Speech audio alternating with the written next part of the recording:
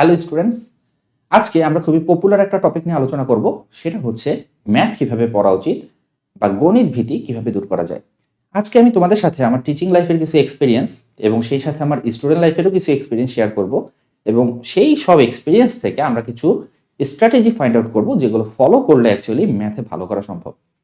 আচ্ছা, তো আমি মনে করি যে সব স্টুডেন্টদের ভিডিওটা একবার দেখা উচিত, কারণ সবাইকেই অ্যাকচুয়ালি ম্যাথ করতে হয়। কাউকে জেনারেল ম্যাথ করতে হয়, কাউকে হায়ার ম্যাথ করতে হয়, এবং 9 এর আগে তো সবাইকে অ্যাকচুয়ালি ম্যাথ করতেই হয়, এবং 9 এ জেনারেল ম্যাথ আছে সেটা অ্যাকচুয়ালি সবারও কমন। তো ওভারঅল কিভাবে অ্যাকচুয়ালি পড়াশোনা করলে ম্যাথ আমাদের ভালো লাগবে সেই জিনিসগুলো নিয়ে আমি একটু কথা বলতে চাই। আচ্ছা, তো আমাদের ফার্স্ট স্ট্র্যাটেজি হচ্ছে connecting the dots. Everything is connected, ঠিক আছে? আমরা অনেকে মনে করি যে এই যে ছোটবেলায় আমরা পড়াশোনা করছি, ঠিক আছে, অনেকে মনে করে যে এই ক্লাস 9-10 তুমি যে পড়াশোনাগুলো করছো এগুলো তোমার কলেজে কোনো কাজে লাগবে না, বা এইটে তুমি যে পড়াটা পড়ছো এটা তোমার 9-10-এ কোনো কাজে লাগতেছে না। এটা অ্যাকচুয়ালি ভুল ধারণা। সব কিছুর মাঝেই একটা কানেকশন আছে, ঠিক আছে? বাট আমরা সেই কানেকশনটা খোঁজার চেষ্টা করি না। আমরা ম্যাথটাকে যেভাবে নেই, সূত্র পড়বো, অঙ্ক করব, সূত্র জানি, অঙ্ক হয়ে যাবে। তো সূত্র জানলে আসলে অঙ্ক হয়ে যায়, ঠিক আছে, কিন্তু সূত্র কিভাবে আসতেছে সেটা তুমি যদি না জানো তাহলে অ্যাকচুয়ালি ম্যাথ কখনো তোমার ভালো লাগতে পারবে না, বা ম্যাথ তোমার কখনো ভালো লাগার সাবজেক্ট হতে পারবে না, ঠিক আছে? আমি ছোট্ট একটা এক্সাম্পল দিই। মনে করা যাক যে এইটা হচ্ছে গিয়ে একটা বৃত্ত এবং বৃত্তের এইটা হচ্ছে গিয়ে একটা ব্যাস। ব্যাসের প্রান্তবিন্দু তোমাকে আমি দিয়ে দিলাম x1, y1, আর আমি দিয়ে দিলাম x2, y2। যদি আমি তোমাকে বলি যে ব্যাসের প্রান্তবিন্দু দেওয়া আছে, বৃত্তের সমীকরণ বের করো, আমি জানি তোমরা সবাই সূত্রটা জানো। সূত্রটা হচ্ছে এরকম: x minus x1 into x minus x2 plus y minus y1 into y minus y2 equals to 0। ঘটনা হচ্ছে আমরা শুধু সূত্র নিয়ে ইন্টারেস্টেড, ঠিক আছে? সূত্র জানি, অঙ্ক হয়ে যাবে। তো সূত্র জানলে আসলে অঙ্ক হয়ে যায়, কিন্তু আমি তোমাকে গ্যারান্টি দিয়ে বলতে পারি তুমি যদি সূত্রের ব্যাকগ্রাউন্ড না জানো, পাস করে যাওয়ার 2 বছর, 2 মাস অ্যাকচুয়ালি কম বলে ফেললাম, 1 বছর বা 2 বছর, খুব হাইয়েস্ট হলে 3 বছর পর তুমি এই সূত্রটা ভুল লিখবা, ঠিক আছে? তো সূত্র ভুলে যাইতে পারো বা সূত্র ভুল করতে পারো, বাট তোমার বেসিক যদি ঠিক থাকে তাহলে কিন্তু তুমি এটা যখন তখন বের করে নিয়ে আসতে পারবা। দেখো, আমি এর সাথে 9-10-এর কিছু কানেকশন তোমাকে দেখাই। এই সূত্রটা আসলে কিভাবে আসছে জানো? এই সূত্রটা আসছে এইভাবে: আমরা যদি পরিহিত যে কোনো একটা বিন্দু নিই, তাহলে আমরা সেই বিন্দুর সাথে ব্যাসের প্রান্তবিন্দু কানেক্ট করে দিলে একটা সমকোণী ত্রিভুজ পাবো। এটা একটা সমকোণী ত্রিভুজ। আমি কিভাবে জানি? কারণ এটা একটা অর্ধবৃত্তস্থ ত্রিভুজ, এবং অর্ধবৃত্তস্থ ত্রিভুজ সবসময় সমকোণী হয়। এটা আমরা ক্লাস 9-10-এ পড়ছি। আচ্ছা, যেহেতু এটা সমকোণ, এটা যদি সমকোণ হয়, সমকোণ হলে কি হবে? এই রেখা দুইটার ঢালের গুণফল হবে -1। তো দেখো, আরো একটা কথা বলে ফেললাম, ঢালের গুণফল হবে -1। এইটা তোমাকে কে বলছে? ঢালের গুণফল -1 কেন হবে, -2 কেন হবে না, -3 কেন হবে না? আচ্ছা, ঢালের গুণফল যে -1 হবে, তুমি যদি এইটা একটু ফাইন্ড আউট করতে চাও তাহলে তুমি দেখবা যে এর পিছনে কাজ করতেছে যে একটা ত্রিভুজের দুইটা অন্তস্থ কোণের সমষ্টি বিপরীত বহিস্থ কোণের সমান, যেটা তুমি আরো ছোটবেলায় পড়ে আসছো, হয়তো ক্লাস 6-7-এ পড়ে আসছো। এই যে দেখো, তোমার এই যে একটা সূত্র, বাট এই সূত্রের ব্যাকগ্রাউন্ড তোমার কিন্তু ক্লাস 9-এ দিয়ে দেওয়া হয়েছে, তোমাকে কিন্তু ক্লাস 7-এ দিয়ে দেওয়া হয়েছে। তুমি যদি সেই ব্যাকগ্রাউন্ডটা না জানো তাহলে এই সূত্রটা তোমার কিভাবে মাথায় থাকবে? পসিবল? পসিবল না। এই জন্য আমি তোমাকে বলবো যে সূত্রের প্রতি ফোকাস না করে সূত্র কিভাবে আসতেছে এটা পড়তে হবে। দেখো, তুমি যখন ম্যাথ পড়ো, ম্যাক্সিমাম স্টুডেন্ট যেটা করে যে টিচার তাকে হচ্ছে গিয়ে ম্যাথ করায় দেয় এবং সে সরাসরি অনুশীলনের অঙ্কগুলো করা শুরু করে। কিছু উদাহরণের অঙ্ক থাকে সেগুলো দেখে এবং অনুশীলনের অঙ্ক সে সরাসরি করা শুরু করে দেয়। ম্যাথ বইও কিন্তু অনেক লেখা থাকে, ঠিক আছে? অনেক কিছু লেখা থাকে, প্রত্যেকটা থিওরি কিন্তু এক্সপ্লেন করা থাকে, প্রত্যেকটা সূত্র কিন্তু এক্সপ্লেন করা থাকে। এটা কিন্তু খুব কম স্টুডেন্ট দেখে, ঠিক আছে? তোমাকে এটা দেখতে হবে। তুমি যদি এটা না দেখো তাহলে অ্যাকচুয়ালি তোমার ভালো লাগাটা কাজ করবে না। সো আমরা ফার্স্ট স্ট্র্যাটেজি কি, আজকে থেকে আমরা সূত্র কিভাবে আসতেছে, মানে টিচার যদি আমাকে বলে যে এটা হচ্ছে সূত্র, তুমি তাকে একবার হলেও কোশ্চেন করো যে সূত্রটা কিভাবে আসছে, ঠিক আছে? এই কোশ্চেনটা তুমি যদি না করো তাহলে তুমি জাস্ট অন্ধবিশ্বাস করতেছো। আমি এই সূত্রের জায়গায় তোমাকে যদি এখানে প্লাস দিয়ে বলি হ্যাঁ এটা হচ্ছে কি আমার সূত্র, তুমি যদি কোশ্চেন না করো তুমি কিভাবে বুঝবা যে সূত্রটা আমি ঠিক লিখছি না ভুল লিখছি? ভুলও তো লিখতে পারি, তাই না? তো এই জন্য আমাদেরকে বেসিক জানতে হবে, থিওরি পড়তে হবে, ঠিক আছে? অনেক টিচার আছে যারা বলবে থিওরির কোনো দরকার নাই, থিওরির কোনো দরকার নেই, অঙ্কে করতে গেলে থিওরি লাগে না। এসবে কান দিও না। তুমি এসবে যদি কান দাও তাহলে ম্যাথে কখনো ভালো হতে পারবে না। এটা গেল আমাদের নাম্বার 1 স্ট্র্যাটেজি। আচ্ছা, নাম্বার 2 স্ট্র্যাটেজি কি? Math is a skill.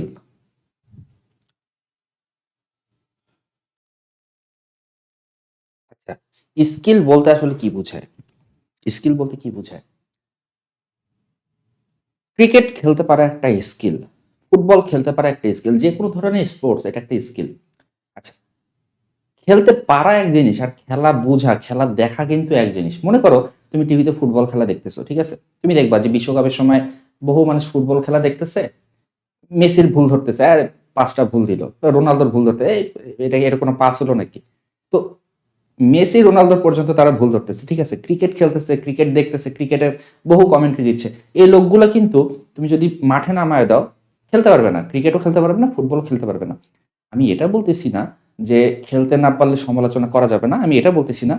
আমি এটা বলতেছি যে স্কিল এক জিনিস আর বোঝা এক জিনিস। তুমি যখন তোমার টিচারকে বোর্ডে অঙ্ক করতে দেখো, তোমার কাছেও সেম জিনিসটাই মনে হয়, আরে এটা একটা অঙ্ক করাচ্ছে, এটা তো খুবই সহজ অঙ্ক, আমিও পারবো, ঠিক আছে? খুবই সহজভাবে করাচ্ছে, সহজ অঙ্ক, আমি পারবো। এই যে তুমি ভাবতেছো তুমি পারবা, তুমি করতে যাও তুমি পারবা না, ঠিক আছে? ম্যাথ জিনিসটা এরকম না, ম্যাথ জিনিসটা সিকোয়েন্সে আসে, ঠিক আছে? মনে করো তুমি বাংলার কিছু একটা লিখতে চাও বা ইংলিশে তুমি কিছু একটা লিখতে চাও, ঠিক আছে? রচনা একটা লিখতে চাও। তো তোমার মাথায় যখন যেটা আসতেছে তুমি চাইলে তখন সেটা লিখে ফেলতে পারো, ঠিক আছে? লেখার ক্ষেত্রে কোনো সমস্যা নেই। বাট ম্যাথ কিন্তু এরকম না, তোমার মাথায় আসলেই যে তুমি লিখতে পারবে তা না। তোমাকে আগের লাইন থেকে পরের লাইনে আসতে হবে, তাই না? এমন তো না যে আমি আগের লাইনে যা খুশি লিখলাম তার পরের লাইনে যা খুশি লিখলাম, এটা বাংলায় করা যায়। ম্যাথে তুমি কিভাবে করবা? তোমাকে তো লাইন বাই লাইন আসতে হবে। এই জন্য ম্যাথে চাইলেই যা খুশি লিখে ফেলা যায় না, ঠিক আছে? তোমার মাথায় আসতেছে, তোমার হাতে আসতে হবে। হাতে কিভাবে আসবে? হাতে আসবে তুমি যদি প্রচুর পরিমাণে প্র্যাকটিস করো। তোমার যদি প্র্যাকটিস না থাকে, তোমার কাছে মনে হবে তুমি পারো, বাট তুমি অ্যাকচুয়ালি পারবা না, ঠিক আছে? আমি যখন কলেজে প্রথমবার ওই হাফ ইয়ারলি পরীক্ষা দিতে চাই, আমার কাছে মনে হয়েছিল যে ঠিক আছে আমি মনে হয় পারি, সবকিছু পারি। অ্যাকচুয়ালি পারতাম, সবকিছু আমি পারতাম। বাট পরীক্ষা দিতে যেয়ে আমি দেখলাম যে অ্যাকচুয়ালি সহজ সহজ ক্যালকুলেশন আমার আটকায় যাচ্ছে। প্রত্যেকটা ক্যালকুলেশন করতে প্রচুর সময় লাগতেছে, ঠিক আছে? কারণ কি? কারণ আমি ম্যাথ পড়ে গেছিলাম, ম্যাথ করে যাই নাই। তো এই জন্য ম্যাথ প্র্যাকটিস করতে হবে, ঠিক আছে? তুমি যদি প্র্যাকটিস না করো ম্যাথ পারবা না। আর ম্যাথ তোমাকে হাতে নিয়ে আসতে হবে, শুধু ম্যাথ না, ফিজিক্স জিনিসটাও এরকম, ঠিক আছে? হাতে নিয়ে আসতে হবে, যে কোনো ক্যালকুলেশন তোমার হাতে নিয়ে আসতে হবে, ঠিক আছে? এটা হচ্ছে মাসল মেমোরি। তোমার যদি এটা তুমি যদি ডেভেলপ করতে না পারো তাহলে কিন্তু তুমি ভালো ম্যাথ করতে পারবা না। So math is a skill, it's gets better with practice. কি স্ট্র্যাটেজি ফলো করতে হবে? যখন ক্লাসে টিচার অঙ্ক করায় আমরা হাঁ করে তাকায় থাকবো না, ঠিক আছে? তোমাকে কি করতে হবে? টিচার অঙ্ক করাচ্ছে, যা করাচ্ছে তোমাকে লিখতে হবে এবং বাসায় এসে তোমাকে তোমার একটা নোট বানাতে হবে। দেখো, তোমার হয়তো একটা গাইড থাকতে পারে, গাইডের মানে সাহায্য তুমি নিতেই পারো। গাইডের সাহায্য নেওয়াটা কিন্তু ভালো, খারাপ না, ঠিক আছে? গাইডের সাহায্য নিয়ে তুমি অঙ্কটা করলা, বাট পরীক্ষার আগে, পরীক্ষার আগের রাতে তুমি কিন্তু গাইড পড়ে গেলে তোমার মাথায় ঢুকবে না। নিজের হাতের লেখা জিনিস যতটা সহজে মাথায় ঢুকে, গাইডের পড়া কিন্তু তত সহজে মাথায় ঢুকবে না। বা টিচারের নোট তোমার মাথায় অত সহজে ঢুকবে না, যেটা তোমার হাতের লেখা পড়লে তোমার একবারই হয়ে যাবে। তোমার হাতের লেখা তুমি যদি একবার দেখো, তোমার কাছে মানে তোমার ওই মোমেন্টটা মনে পড়বে, যে এই মোমেন্টটাতে তুমি অঙ্কটা করতেছিলা, সেই মোমেন্টটা তোমার মনে পড়বে, ঠিক আছে? তো এই জন্যে হাতে লেখা নোট পড়াটা খুবই ইম্পর্টেন্ট, হাতে লেখা নোট করাটা খুবই ইম্পর্টেন্ট।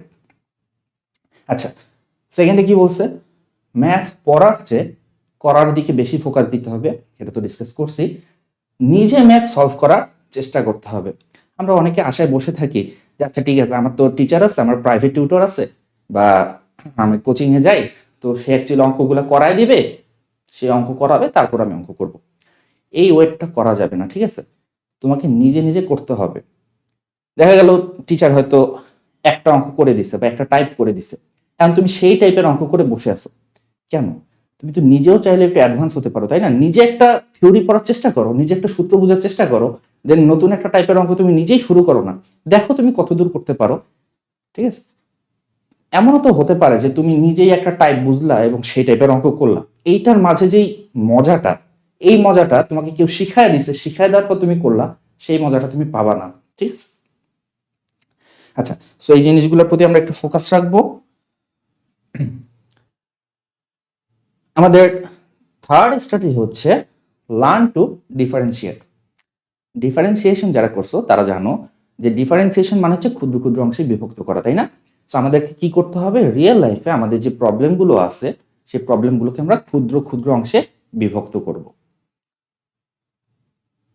এখানে দেখো 4টা কোশ্চেন আমাদেরকে আস্ক করতে হবে। আমরা যখন একটা ম্যাথ প্রবলেম দেখব, নিজেদেরকে 4টা প্রশ্ন আস্ক করব। আচ্ছা, 4টা প্রশ্ন আস্ক করার আগে তোমাদেরকে আমি একটা গল্প বলি। গল্পটা হচ্ছে একটা গণিতবিদের গল্প, একজন ম্যাথমেটিশিয়ান এবং তার ওয়াইফের গল্প। তো ম্যাথমেটিশিয়ানের লাইফ তো তোমরা জানোই, সারাদিন অঙ্ক নিয়ে পড়ে আছে, সংসারের প্রতি তার কোনো ফোকাস নাই, সংসারে কি হচ্ছে না হচ্ছে তার প্রতি তার কোনো মানে ভ্রুক্ষেপ নাই, সে কি করতেছে, তার অঙ্ক নিয়ে পড়ে আছে। তো তার বউ একদিন চিন্তা করলো যে ম্যাথমেটিশিয়ানকে মানে গণিতবিদকে চা বানানো শিখাবে। ঠিক আছে? চা বানানো শিখাবে। তো সে স্টেপ বাই স্টেপ, যেহেতু ম্যাথমেটিশিয়ান সে স্টেপ বাই স্টেপ কাজ করতে পছন্দ করে, তো তার বউ তাকে স্টেপ বাই স্টেপ চা বানানো শিখাচ্ছে। নাম্বার 1 স্টেপ হচ্ছে তোমাকে একটা কেটলি নিতে হবে, কেটলিতে পানি দিতে হবে, পানিটাকে ফুটাইতে হবে, তারপর তুমি ওটাতে দুধ দিবা, চিনি দিবা, চা পাতা দিবা, কিছুক্ষণ ওয়েট করবা, চা হয়ে যাবে। তো এইভাবে ম্যাথমেটিশিয়ানকে সে প্রথম দিন চা বানায় শিখাইছে। এবার দ্বিতীয় দিন সে পরীক্ষা নেবে। পরীক্ষাটা কি, সে ম্যাথমেটিশিয়ানকে টেস্ট করতেছে এইভাবে, সে বলতেছে আচ্ছা ভাবো, ম্যাথমেটিশিয়ানকে বলতেছে তার বউ যে আচ্ছা ভাবো, তোমাকে যদি আমি একটা গরম পানি ভর্তি কেতলি দেই, তাহলে তুমি কিভাবে চা বানাবা? তো ম্যাথমেটিশিয়ানের সিম্পল উত্তর, প্রথমে আমি পানিটা ফেলে দিব, পানিটা ফেলে দেওয়ার পর আমার প্রবলেমটা আগের মতো হয়ে যাবে। মানে কি, পানি যদি আমি ফেলে দিই, পানি ফেলে দিলে আমার কাছে একটা খালি কেতলি চলে আসবে, দেন আমি স্টেপ 1 থেকে আবার শুরু করব। আচ্ছা, সো এই গল্পটা এই কারণে বললাম যে ম্যাথমেটিশিয়ান জাস্ট একটা গল্প, সে হয়তো এত বোকা মানুষ না, বাট এটা কিন্তু ম্যাথের একটা প্রসেস। ঠিক আছে? ম্যাথ তোমাকে করতে হবে সবসময় পরিচিত রাস্তায় নিয়ে যেতে হবে। তুমি আগে কোনো একটা প্রবলেম সলভ করছো, এইরকম একটা প্রবলেমের কাছাকাছি তোমাকে নিয়ে যেতে হবে নতুন একটা প্রবলেমকে। তোমার চেষ্টা করতে হবে নতুন প্রবলেমটাকে ইতিমধ্যে সলভ করা কোনো প্রবলেমের ক্যাটাগরিতে ফেলার। যখন তুমি এটা ফেলতে পারবা, তখন তোমার ওই পরিচিত প্রবলেমের ক্যাটাগরি অনুযায়ী তুমি এটা সলভ করতে পারবা। আচ্ছা, তো যখন আমরা কোনো নতুন প্রবলেম ফেস করব, আমরা ফার্স্টে ফাইন্ড আউট করবো যে আমাদেরকে কি কি ইনফরমেশন দেয়া আছে, এটা আমরা ফাইন্ড আউট করব। ঠিক আছে? তুমি হাতে লিখে ফাইন্ড আউট করতে পারো, ওই যে সাইডে দেওয়া আছে দিয়ে লিখতে পারো, অথবা মাথায় মাথায় তুমি ফাইন্ড আউট করে ফেলতে পারো যে আচ্ছা ঠিক আছে, এই এই ইনফরমেশনগুলো আমার কাছে আছে। এরপর তোমাকে বুঝতে হবে যে কি চাইছে, প্রশ্নে কি চাইছে, কি বের করতে হবে। যেটা চাইছে সেটা বের করতে গেলে তোমার কোন সূত্রটা জানতে হবে, কোন সূত্রটা প্রয়োগ করতে হবে, এটা তোমাকে ফাইন্ড আউট করে ফেলতে হবে মাথায় মাথায়।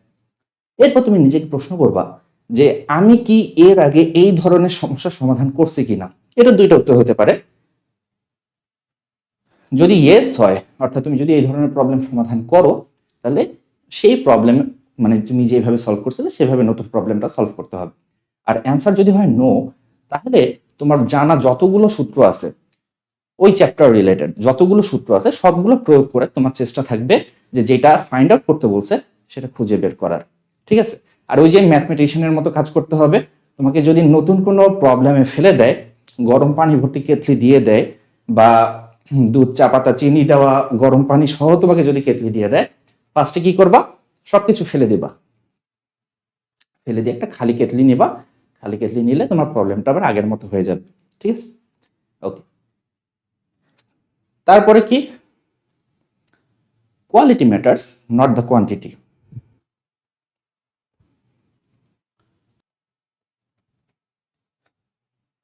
আচ্ছা, তো কোয়ালিটি জিনিসটা কি আর কোয়ান্টিটি জিনিসটা কি? তোমরা অনেকেই বলো যে আমি আসলে সবগুলো রাইটারের সবগুলো বইয়ের অঙ্ক করে ফেলছি।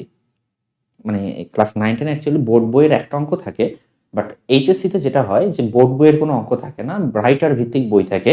কেতাবুদ্দিন স্যারের বই থাকতে পারে, অসীম কুমার সাহা স্যারের বই থাকতে পারে, এরকম আরো কয়েকটা প্রকাশনীর বই আছে। তো সবগুলা বইয়ের সবগুলো অঙ্ক করার চাইতে সবগুলো টাইপের সবগুলো অঙ্ক করাটা বেটার। ঠিক আছে, তোমাকে ফার্স্টে আইডেন্টিফাই করতে হবে যে এই চ্যাপ্টারটা আমি করতে চাচ্ছি এবং এই চ্যাপ্টারে কতগুলো টাইপ আছে, এবং প্রত্যেকটা টাইপ, যেটা আমরা শুরুতে বলছিলাম যে কানেক্ট করতে হবে, মানে প্রত্যেকটা টাইপের থিওরিগুলো তোমাকে বুঝতে হবে এবং সেই টাইপ রিলেটেড অঙ্কগুলা করতে হবে। প্রথমে ওই টাইপের একবারই সিম্পলিফাইড যে অঙ্ক সেটা আমরা করব। সিম্পলিফাইড মানে জাস্ট সূত্র এইটা, অঙ্ক এইটা, ঠিক আছে। দেন আমরা কয়েকটা টাইপের ভ্যারিয়েশন বা মিক্স করে যে অঙ্কগুলো আসে, যেটা আমাদের অ্যাডমিশনগুলোতে আর কি খুবই পপুলার অঙ্ক, যে কয়েকটা টাইপের অঙ্ক একসাথে আসে, তো এগুলো আমাদেরকে করতে হবে। মানে মোট কথা, আমাদেরকে যত বেশি পরিমাণ অঙ্ক করা যায়, যত বেশি পরিমাণ ডিফারেন্ট টাইপের অঙ্ক করা যায়, তত আমাদের জন্য ভালো। আচ্ছা, তো সেটা আমরা বলতেছি যে টাইপ ধরে ধরে অঙ্ক করতে হবে এবং টাইপ চিনতে হবে। টাইপ চেনাটা কিন্তু খুবই ইম্পর্টেন্ট। দেখো, হয় কি, তোমাকে মনে করো যে সাপোজ বোর্ড পরীক্ষাগুলোতে তুমি যখন অঙ্ক করো, তখন বেসিক্যালি তুমি বুঝতেই পারো যে আচ্ছা, এই যে অঙ্কটা বা এই যে ক্রিয়েটিভ কোশ্চেনটা, এটা অমুক চ্যাপ্টার থেকে আসছে, হয় এটা বৃত্ত থেকে আসছে, নাহলে এটা সরলরেখা থেকে আসছে, বা এটা ত্রিকোণমিতি থেকে আসছে, বা এটা হয়তো অন্তরীকরণ থেকে আসছে। বাট যখন অ্যাকচুয়ালি তুমি আর একটু হায়ার লেভেলে এক্সাম দিতে যাও, এন্ট্রান্স এক্সামগুলো যখন তুমি দিতে চাও, তখন অ্যাকচুয়ালি টাইপ চিনতে পারাটা একটা ফ্যাক্ট হয়ে যায়। মানে বুঝতেই পারাটাই একটা ফ্যাক্ট যে এটা আসলে কিসের অঙ্ক, এটা কি আমি বৃত্ত দিয়ে করবো না সরলরেখা দিয়ে করব। তো এই জিনিসগুলো আমাদেরকে একটু মাথায় রাখতে হবে, ঠিক আছে। আচ্ছা, আমাদের সিক্সথ স্ট্র্যাটেজি হচ্ছে মেইনটেইন এ পজিটিভ স্লোপ। ঠিক আছে, হায়ার ভ্যালুস আর বেটার। পজিটিভ স্লোপ বলতে কি বোঝায়? স্লোপ আমি পড়াবো না, জাস্ট হালকা একটু বলি, ঠিক আছে।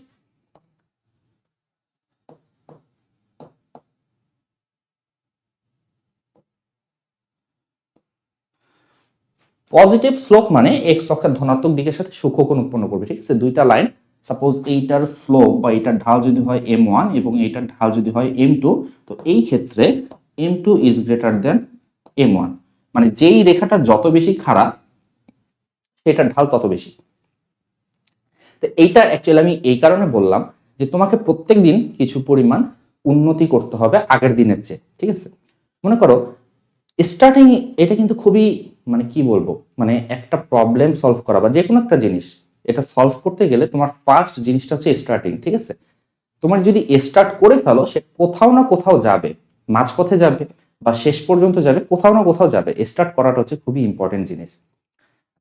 তো যেটা বলতে চাচ্ছিলাম সেটা হচ্ছে এরকম যে, মনে করা যাক অনেক স্টুডেন্ট আসলে মাঝে মাঝে হতাশ হয়ে যায়, ঠিক আছে, আমার সিলেবাস অনেক বাকি আছে, আমি এই চ্যাপ্টারটা কখনো করি নাই, আমার সিলেবাস অনেক বাকি আছে, আমার কি হবে, পরীক্ষার সন্নিকটে আমার কি হবে।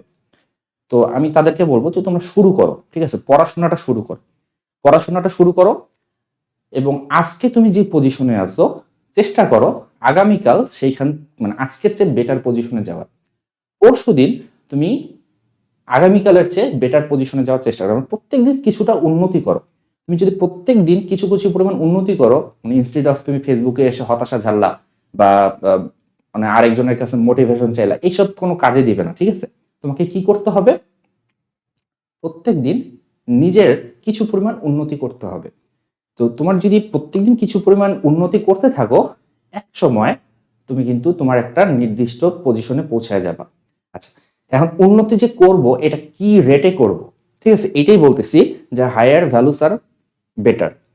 তুমি যদি অল্প অল্প করে উন্নতি করো, তাহলে তুমি ফাইনালি এই পজিশনে যা শেষ হবা।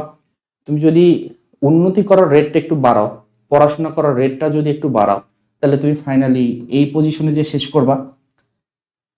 ছবিটা থেকে আমরা এই খরগোশ আর কচ্ছপের গল্পটা তো সবাই জানি অ্যাকচুয়ালি, তাই না? যে এই খরগোশ অ্যাকচুয়ালি কি করছিল, মাঝপথে যে বিশ্রাম নিছিল, ওভার কনফিডেন্স, মাঝপথে যে বিশ্রাম নিছে এবং মানে কচ্ছপ হচ্ছে গিয়ে তোমার বিজয়ী হয়ে গেছে, খুবই পপুলার একটা গল্প। বাট এইখানে অ্যাকচুয়ালি খরগোশকে আমরা একটু আন্ডার এস্টিমেট করছি। খরগোশ যদি বিশ্রাম না নিত তাহলে কি হতো, ঠিক আছে, খরগোশ যদি বিশ্রাম না নিত তাহলে কি হতো? তোমার আশেপাশে যে কম্পিটিটররা আছে তারা কিন্তু বিশ্রাম নেয় না, ঠিক আছে, তারা কিন্তু তাদের কাজ ঠিকই করতেছে। এবং তুমি যদি ইউনিভার্সিটি বলো বা বিভিন্ন পাবলিক বিশ্ববিদ্যালয় বলো, সিট কিন্তু খুবই কম, এবং এই কম সংখ্যক সিটে যারা বিশ্রাম নেয় না, যারা স্যাক্রিফাইস করতে জানে, যারা নিজেদের কমফোর্ট জোন থেকে বের হয়ে আসতে পারে তারাই কিন্তু এই জোনগুলোতে যায়, ঠিক আছে? তো পরিশ্রম করার মেন্টালিটি থাকতে হবে, পরিশ্রম করতে হবে। সোজা কথায় শর্টকাট ফলো করলে হবে না, তোমাকে পরিশ্রম করতে হবে এবং খরগোশের মতো হতে হবে, ঠিক আছে? তোমাকে কি বলবো, স্পিডি হতে হবে। অ্যাট দ্য সেম টাইম লক্ষ্যে না পৌঁছানো পর্যন্ত বিশ্রাম নেওয়ার যাবে না। ওকে, দেন আচ্ছা, এতক্ষণ আমি যেগুলো বললাম সেগুলো হচ্ছে বেসিক স্ট্র্যাটেজি। তুমি যদি বেসিক স্ট্র্যাটেজিগুলো ফলো করো, ম্যাথে তো তুমি ভালো করবাই, যে কোনো সাবজেক্টে তুমি ভালো করবা। মেন্টালিটিতে হতে হবে পজিটিভ, পরিশ্রমী মেন্টালিটি হতে হবে, পড়াশোনা করার মেন্টালিটি থাকতে হবে, শর্টকাট করার মেন্টালিটি থাকা যাবে না। বর্তমানে একটা ট্রেন্ড চলতেছে, ওয়ান শটের ট্রেন্ড, ঠিক আছে? ওয়ান শট, আমি 3 ঘন্টার ভিডিও দেখবো, 4 ঘন্টার ভিডিও দেখবো, সবকিছু পারবো। 3 ঘন্টার ভিডিও দেখে, 4 ঘন্টার ভিডিও দেখে তুমি কখনোই সবকিছু পারবা না, ঠিক আছে? ভিডিওতে যতই বলুক না কেন যে তোমার এই ভিডিওটা দেখলে সব অঙ্ক তুমি পারবা, চ্যালেঞ্জ দিয়ে বলতে পারি তুমি পারবা না। তুমি একটা ওয়ান শট দেখো, যে কোনো একটা ওয়ান শট দেখো, আমি তোমাকে অঙ্ক দেবো, তুমি পারবা না, ঠিক আছে? সম্ভব না। তো এই জন্য তোমাকে বেসিক ইমপ্রুভ করতে হবে। তুমি যদি বেসিক ইমপ্রুভ করো, তারপরে যদি ওয়ান শট দেখো অনলি ফর রিভিশন পারপস, তাহলে তোমার সেই ওয়ান শট দেখাটা কাজে আসবে। বাট ওয়ান শটের ট্রেন্ডটা কিন্তু অ্যাকচুয়ালি ভালো ট্রেন্ড না। আমরা মানে পারপসটা ভালো, যে রিভিশন পারপস আমি ওয়ান শট দিচ্ছি, বাট স্টুডেন্টরা এটাকে নেগেটিভলি ইউজ করতেছে, ঠিক আছে? সো আমি বলবো যে বেসিক পড়ো, বেসিক পড়াশোনা না করে অ্যাকচুয়ালি শুধু ওয়ান শট দিয়ে হবে না। আচ্ছা, ম্যাথ ম্যানিয়াক্স, এটা হচ্ছে আমার চ্যানেলের নাম, গণিত পাগলা, ঠিক আছে? সোজা বাংলা হচ্ছে কি গণিত পাগলা। তো গণিত পাগলা যারা মানে গণিতে ভালো করতে চায়, গণিত যাদের ভালো লাগা, ঠিক আছে, তাদের জন্য কিছু টিপস। টিপসটা হচ্ছে এরকম, 7 নম্বর tips, teach an imaginary student. Teach করতে হবে, শিক্ষকতা করতে হবে। এখন স্টুডেন্ট লাইফে তুমি কেমনে টিচ করবা? তো কাল্পনিক স্টুডেন্টকে পড়াও, ঠিক আছে? যখন তুমি একটা জিনিস কাউকে পড়াইতে যাবা, শুধুমাত্র ওই সময় তুমি ওই জিনিসটাতে ভালো করবা। আমি নিজে স্টুডেন্ট লাইফে অনেক কিছু জানতাম না, ঠিক আছে? নিজে স্টুডেন্ট লাইফে অনেক কিছু জানতাম না, বাট যখন আমি পড়াইতে গেছি তখন কিন্তু আমাকে সেই জিনিসগুলো জানতে হয়েছে। কারণ আমি চিন্তা করতাম যে আমার স্টুডেন্ট যদি আমাকে প্রশ্ন করে যে জিনিসটা কিভাবে আসলো, তাহলে আমি কি অ্যান্সার দেব। এই ভাবনাটা থেকে আমাকে কিন্তু শিখতে হয়েছে। যখন আমি টিচিং এ গেছি তখন আমি আরো বেশি জিনিস শিখছি, আমাকে আরো বেশি পরিমাণ পড়তে হয়েছে। আচ্ছা, তো সেটাই বলতেছি যে তোমাকে একটা ইমাজিনারি স্টুডেন্টকে পড়াতে হবে। আমি নিজে এটা ফলো করতাম। আমি যখন স্টুডেন্ট ছিলাম আমি চিন্তা করতাম যে আমাকে যদি এখন এটা কেউ জিজ্ঞাসা করে যে এটা পড়ান বা এটা বুঝায় দাও, আমি কিভাবে বুঝাবো, ঠিক আছে? তো এইটাই তোমাকে একটু মানে মেন্টালি চিন্তা করতে হবে। তুমি কাউকে বোঝানোর চেষ্টা করো, যদি সামনাসামনি কাউকে না পাও, কোনো বন্ধুকে না পাও, তাহলে ইমাজিনারি কোনো স্টুডেন্টকে বোঝানোর চেষ্টা করো। যখন তুমি কাউকে বোঝানোর চেষ্টা করবা তখন সে তোমাকে অবশ্যই সেই জিনিসটাতে মাস্টার হতে হবে, তাই না? তোমাকে খুব ভালোভাবে সেই জিনিসটা জানতে হবে, অনলি দেন তুমি বুঝাইতে পারবা। আমি আমার স্টুডেন্ট লাইফের একটা গল্প বলি। যখন আমি ক্লাস 7 কিংবা 8-এ পড়তাম, আমি যেই কোচিংটাতে পড়তাম সেই কোচিংয়ের টিচার, কোচিংটা অ্যাকচুয়ালি গ্রামের একটা কোচিং ছিল, খুব ভালো কোচিং সেটাও না, বাট আমার টিচার অ্যাকচুয়ালি আমাকে করতো কি, আমাদের 2-3 জনকে মানে সেই আগের দিন করতো কি, পরের দিন যেটা পড়াবে সেই পরের দিন পড়ানোর একটা টপিক থেকে 2-3টা অঙ্ক করায় দিত এবং করা দিয়ে সে বলতো যে সবগুলো করে এসো। তো সবগুলা করে এসো এইটা সে এমনি বলতো, সে পরের দিন অ্যাকচুয়ালি যেটা করতো ম্যাক্সিমাম স্টুডেন্টই করে আসতো না, আমরা 2-3 জন করে যেতাম। তো সে পরের দিন এসে বলতো যে যেই তুই 2-3 জন অঙ্কগুলো করে আসছো তারা বোর্ডে এসে সবগুলো করাও। তো এখন অ্যাকচুয়ালি আমরা করতাম কি, আমাদেরই ক্লাসে আমার সমবয়সী যারা আমার মানে কি বলবো সহপাঠী ছিল তাদেরকেই বোর্ডে আমি আবার ওই অঙ্কগুলো করাইতাম, মানে আমরা 2-3 জন সে অঙ্কগুলো করাইতাম। এটা একটা নেশার মতো কাজ করতো আর কি। প্রথম প্রথম হয়তো খারাপ লাগতো, প্রথম প্রথম হয়তো লজ্জা কাজ করতো, বাট পরে কিন্তু খুব মজা পেয়ে গেলাম যে আচ্ছা ঠিক আছে, সবাই আমার সহপাঠীরা বসে আছে, তাদের সামনে আমি বোর্ডে যে অঙ্ক করাচ্ছি। তো দেখা যায় তো যে আগের দিন আমাকে 3-4টা অঙ্ক করাই দিচ্ছে, আমি করতাম কি রাতে যে সবগুলো অঙ্ক করতাম এবং সবগুলো অঙ্ক করে পরদিন আবার যে আমার ক্লাসেই আমি অঙ্কগুলো করাইতাম। হয়তো মানে কি বলবো, আমার টিচার হয়তো কি মেন্টালিটি থেকে এটা করেছে জানি না, বাট এই জিনিসটা আমার কিন্তু খুব কাজে আসছে, ঠিক আছে? এবং এটা আমাকে কিন্তু পরবর্তীতে অনেক বেশি সাহস যোগাইছে। এই জন্য বলতেছি যে ভার্চুয়াল স্টুডেন্ট বা ইমাজিনারি স্টুডেন্টকে পড়ানোর ট্রাই করো। আচ্ছা, এইটা আরেকটু অ্যাডভান্স লেভেলের জিনিস। Right in the yard, equation না লিখে, খাতায় না লিখে, কল্পনায় তুমি চিন্তা করো যে পরের লাইনটা কি হবে। প্রশ্ন দেখতেছো, তুমি চিন্তা করো আচ্ছা ঠিক আছে এটা প্রশ্ন, এর পরের লাইনটা কি, তারপরের লাইনটা কি, তারপরের লাইনটা কি, কত দূর যেতে পারো তুমি। একবারে শেষ লাইন পর্যন্ত হয়তো যাইতে পারবা না, বাট ধীরে ধীরে ধীরে ধীরে তুমি যখন এইভাবে চিন্তা করবা এইটার পরের লাইন কি হবে, তারপরের লাইন কি হবে, তারপরের লাইন কি হবে, হাতে না লিখে, এইটা অ্যাকচুয়ালি তোমাকে যেটা করবে প্রচুর পরিমাণ ফাস্ট করবে তোমাকে, ঠিক আছে, প্রচুর পরিমাণ তোমাকে ফাস্ট করবে, তোমার থিঙ্কিং অ্যাবিলিটি অনেক বেশি বাড়ায় দিবে। এটা আমার ক্ষেত্রে কাজে আসছে, আমি হোপফুল যে তোমাদের ক্ষেত্রে এটা কাজে আসবে। আচ্ছা, তো অনেক কথা বললাম, একটা বিখ্যাত উক্তি, আমার খুবই পছন্দের একটা উক্তি দিয়ে শেষ করি। If you only do what you can do, you will never be more than who you are now. ঠিক আছে, এটা একটা মুভি থেকে নেয়া। মুভিটা হচ্ছে কুংফু পান্ডা, এবং কুংফু পান্ডাতে মাস্টার শিফু হচ্ছে গিয়ে তার ওই মেন্টর যারা, মেন্টে যারা, তাদেরকে হচ্ছে গিয়ে এটা বলতেছিল। তো বিষয়টা হচ্ছে এরকমই যে তুমি যদি তোমার কমফোর্ট জোনেই থাকো, তুমি যেটাতে ভালো পারো, তুমি যদি এখনো সেটা নিয়েই পড়ে থাকো, তাহলে তুমি এখন যেখানে আসো সেখানেই থাকবা। তুমি যদি তোমার পজিশনকে ইমপ্রুভ করতে চাও, তাহলে তোমাকে কমফোর্ট জোন থেকে বের হয়ে আসতে হবে।